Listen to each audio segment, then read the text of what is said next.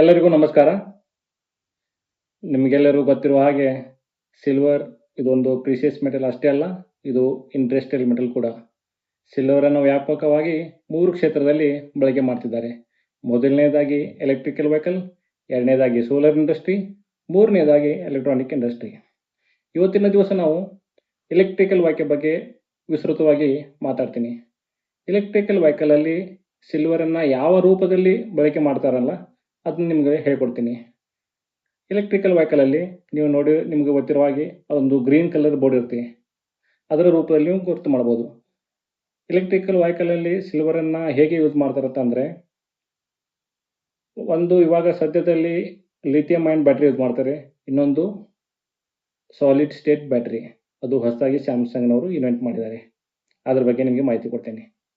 ಇವಾಗ lithium ion ಬ್ಯಾಟ್ರಿಯಲ್ಲಿ ಸಿಲ್ವರನ್ನು 25 gram ಅಷ್ಟೇ use ಮಾಡ್ತಾಯಿದ್ರು. ಸಾಲಿಡ್ ಸ್ಟೇಟ್ ಬ್ಯಾಟ್ರಿಯಲ್ಲಿ 1 kg ಬೇಕಾಗುತ್ತೆ ಸಿಲ್ವರ್. ಲಿಥಿಯಂ ಅಯನ್ ಬ್ಯಾಟ್ರಿಯಲ್ಲಿ ಏನು ಸಮಸ್ಯೆ ಇತ್ತು, ಯಾಕೆ ಸಾಲಿಡ್ ಸ್ಟೇಟ್ ಬ್ಯಾಟ್ರಿನ ಇನ್ವೆಂಟ್ ಮಾಡಿದಾರೆ ಅಂತಂದರೆ, ಲಿಥಿಯಂ ಅಯನ್ ಬ್ಯಾಟ್ರಿ ಒಂದು ಚಾರ್ಜ್ ಮಾಡಲಿಕ್ಕೆ 45 ಮಿನಿಟ್ಸ್ ಟು 1 ಅವರ್ಸ್ ಬೇಕಾಗಿತ್ತು ಇನ್ case of fast charging. Fast charging ಅಂತಂದರೆ ಅದು ಹೈ ವೋಲ್ಟೇಜ್ ಇರುತ್ತೆ. ಈಗ ನೋಡಿ, ಚಾರ್ಜಿಂಗ್ ಮಾಡಲಿಕ್ಕೆ 2 ಟೈಪ್ಸ್ ಇರುತ್ತೆ, ಒಂದು ಫಾಸ್ಟ್ ಚಾರ್ಜಿಂಗ್, ಇನ್ನೊಂದು ಸ್ಲೋ ಚಾರ್ಜಿಂಗ್. ಫಾಸ್ಟ್ ಚಾರ್ಜಿಂಗ್ ಅಂತಂದರೆ ನಿಮ್ಗೆ ಗೊತ್ತಿರೋ ಹಾಗೆ ಪೆಟ್ರೋಲ್ ಬಂಕಲ್ಲಿ ಹೋಗಿ ನೀವು ಪೆಟ್ರೋಲ್ ಹಾಕ್ಸ್ತಿರಲ್ಲ, ಅದೇ ರೀತಿಯಲ್ಲಿ ಚಾರ್ಜಿಂಗ್ ಸ್ಟೇಷನ್ ಅಂತೇಳಿ ಇನ್ಫ್ರಾಸ್ಟ್ರಕ್ಚರ್ ಡೆವಲಪ್ ಮಾಡಿದ್ದಾರೆ. ಅಲ್ಲಿ ಹೋಗಿ ನೀವು ಚಾರ್ಜಿಂಗ್ ಮಾಡಿಸ್ಬೋದು.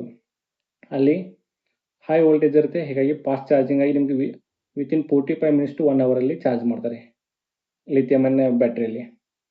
ಇನ್ case of solid state battery ನಿಮಗೆ ಓನ್ಲಿ 8 ಮಿನಿಟ್ಸ್ ಬೇಕಾಗತ್ತೆ ಒನ್ ಟೈಮ್ ಚಾರ್ಜ್ ಮಾಡಲಿಕ್ಕೆ. ಮತ್ತು ಲಿಥಿಯಂ ಅಯನ್ ಬ್ಯಾಟ್ರಿಯಲ್ಲಿ ಅದು ಎಲೆಕ್ಟ್ರೋಲೈಟ್ಸ್ ಅಲ್ಲ, ಅದು ಲಿಕ್ವಿಡ್ ಸ್ಟೇಟ್ನಲ್ಲಿ ಇರುತ್ತೆ. ಲಿಕ್ವಿಡ್ ಸ್ಟೇಟ್ನಲ್ಲಿ ಇರೋದರಿಂದ ಅದು ಬೆಂಕಿಯ ತಗುಲುವ ಸಾಧ್ಯತೆ ಒಂದಷ್ಟು ಪ್ರಕರಣಗಳು ಕಂಡು ಬಂದಿವೆ. ಇವೆಲ್ಲ ಪ್ರಾಬ್ಲಮನ್ನು ಓವರ್ಕಮ್ ಮಾಡಲಿಕ್ಕೆ ಸ್ಯಾಮ್ಸಂಗ್ದವರು ಸಾಲಿಡ್ ಸ್ಟೇಟ್ ಬ್ಯಾಟ್ರಿನ ಇನ್ವೆಂಟ್ ಮಾಡಿದ್ದಾರೆ. ಮತ್ತು ಇವಾಗ ನಾವು ಕಂಪ್ಯಾರಿಸನ್ ಮಾಡಿ ನೋಡೋಣ ಲಿಥಿಯಂ ಅಯನ್ ಬ್ಯಾಟ್ರಿ ಮತ್ತು solid state battery. Lithium ion ಬ್ಯಾಟ್ರಿಗೆ ಚಾರ್ಜ್ ಮಾಡಲಿಕ್ಕೆ ನಿಮಗೆ ನಾನು ಹೇಳಿದಾಗೆ 45 ಮಿನಿಟ್ಸ್ ಟು 1 ಅವರ್ ಬೇಕು. ಇವಾಗ ಸಾಲಿಡ್ ಸ್ಟೇಟ್ ಬ್ಯಾಟ್ರಿಗೆ 8 to 10 ಮಿನಿಟ್ಸ್ ಬೇಕು. ಇದರ ಬಾಳಿಕೆ ಲಿಥಿಯಂ ಅಯನ್ ಬ್ಯಾಟ್ರಿ ಬಾಳಿಕೆ ಬರುತ್ತೆ ಒಂದು 5 ರಿಂದ 10 ವರ್ಷ. ಸಾಲಿಡ್ ಸ್ಟೇಟಿಗೆ ಬ್ಯಾಟ್ರಿಯಲ್ಲಿ ಇದು 20 ವರ್ಷ ಬಾಳಿಕೆ ಬರುತ್ತೆ. ಲಿಥಿಯಂ ಅಯನ್ ಬ್ಯಾಟ್ರಿಯಲ್ಲಿ ಬೆಂಕಿಯ ತಗುಲುವ ಸಾಧ್ಯತೆ ಹೆಚ್ಚಿರುತ್ತೆ, ಯಾಕಂದರೆ ಎಲೆಕ್ಟ್ರೋಲೈಟ್ ಇನ್ ಲಿಕ್ವಿಡ್ ಸ್ಟೇಟ್. ನಿಮಗೆಲ್ಲ ಗೊತ್ತಿರುವ ಹಾಗೆ ನೀವು ಬ್ಯಾಟ್ರಿ ನೋಡಿರ್ಬೋದು, ಬ್ಯಾಟ್ರಿಯಲ್ಲಿ ಅದೊಂದು ನೀರಿನ ದ್ರವ ರೂಪದಲ್ಲಿ ಒಂದು ಪದಾರ್ಥ ಇರುತ್ತೆ, ಅದಕ್ಕೆ ಎಲೆಕ್ಟ್ರೋಲೈಟ್ ಅಂತಾರೆ.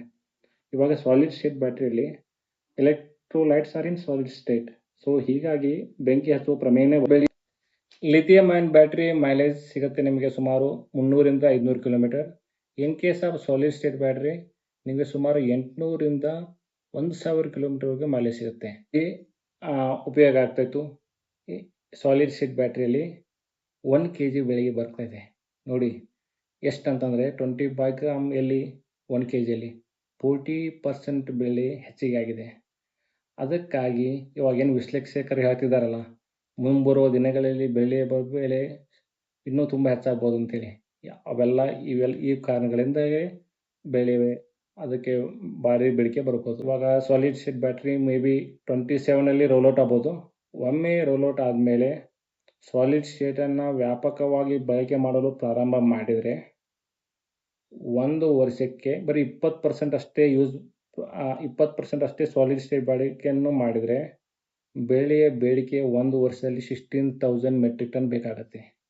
ನೀವು ಊಹೆ ಮಾಡಿಕೊಳ್ಳಿ.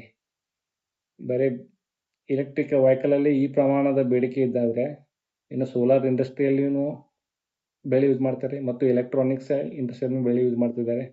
ಹೀಗಾಗಿ ಮುಂಬರುವ ದಿವಸದಲ್ಲಿ ಬೆಳೆ ಬೇಡಿಕೆ ತುಂಬ ಬರಲಿದೆ. ಈ ವಿಶ್ಲೇಷಣೆ ನಿಮಗೆ ಇಷ್ಟ ಆದರೆ ಲೈಕ್ ಆ್ಯಂಡ್ ಕಮೆಂಟ್ ಮಾಡಿ, ಮತ್ತು ಈ ರೀತಿ ನಿಮ್ಗೆ ಏನಾದ್ರು ಅಪ್ಡೇಟ್ ಬೇಕಾದರೆ ನಮ್ಮ ಚಾನಲ್ನ ಸಬ್ಸ್ಕ್ರೈಬ್ ಮಾಡಿ. ಧನ್ಯವಾದ.